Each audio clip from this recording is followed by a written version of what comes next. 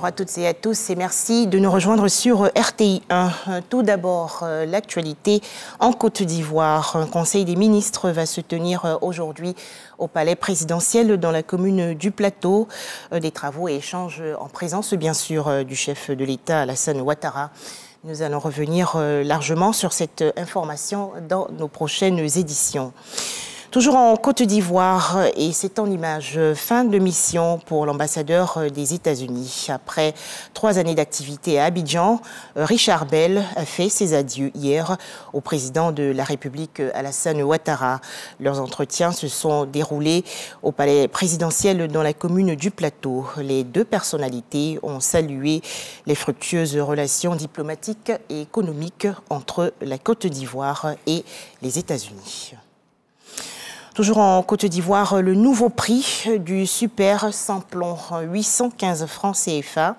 À noter une augmentation de 40 francs CFA sur le prix du litre du super à la pompe. Le prix du gasoil, lui, reste inchangé, à savoir 655 francs CFA le litre.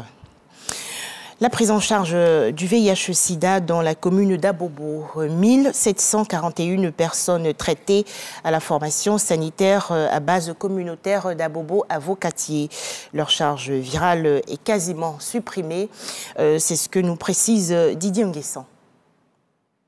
L'infection à VIH-Sida baisse en Côte d'Ivoire, de même que le nombre de décès liés à la maladie. Le taux de prévalence est passé de 4,7% en 2010 à 1,9% en 2021. Sur la même période, le nombre de décès a été divisé pratiquement par 4, passant de 31 276 cas à 8 837 cas. Ces chiffres du Programme national de lutte contre le sida constituent des acquis non négligeables pour lesquels le ministère de la Santé et le plan d'urgence présidentiel de lutte contre le sida PEPFAR du gouvernement américain entendent poursuivre la collaboration. Nous sommes très satisfaits des progrès énormes que la Côte d'Ivoire a eu depuis 20 ans, et surtout le leadership, parce que le programme pilote de traitement du VIH a bien commencé en Côte d'Ivoire. Donc aujourd'hui, notre objectif, c'est de terminer le combat. Donc le rendez-vous du 2030, où nous espérons qu'avec notre appui, la Côte d'Ivoire va pouvoir éradiquer le VIH. 2023 marque la 20e année de présence du PEPFAR en Côte d'Ivoire. Le programme représente plus de 25% du budget alloué à la lutte contre la pandémie. La lutte qui a été menée grâce à leur contribution importante, il y a environ 2 milliards de dollars, c'est vraiment une somme importante qui a été consentie depuis 20 ans pour obtenir ces résultats.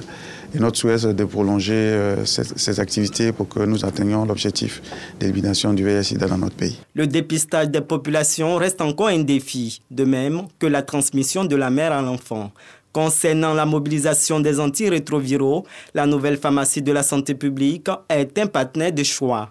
John Nkengasson a visité les locaux de la centrale d'achat.